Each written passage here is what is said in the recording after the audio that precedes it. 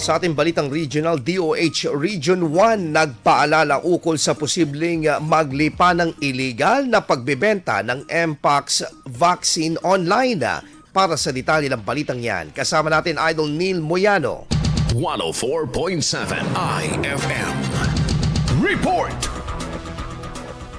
Paalala ang Department of Health Center for Health Development o DOH SHD Region 1 sa publiko laban sa mga individual o grupo na maaring magbenta umano ng monkeypox o Mpox vaccine sa pamamagitan ng social media at iba pang online platforms.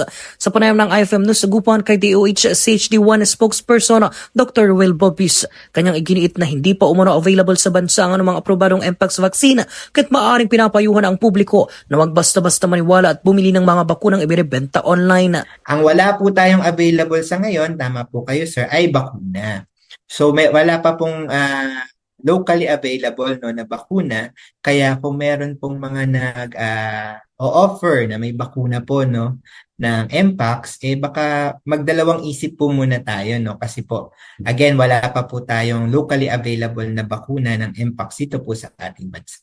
Dagdag pa ni Dr. Bobis, ang Mpox sa isang sakit na kayang malunasan gamit ang angkop na gamot gaya ng antibiotics.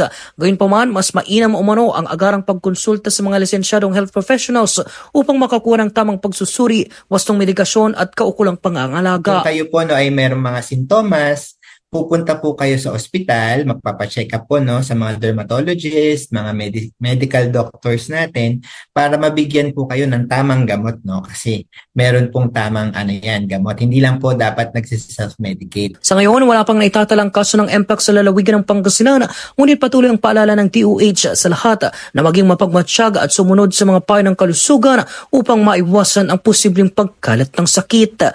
Kasama mo mula rito sa IFM News Tugupan, ito si Idol Neil Moyano, Tatak IFM. IFM News. IFM News. IFM News.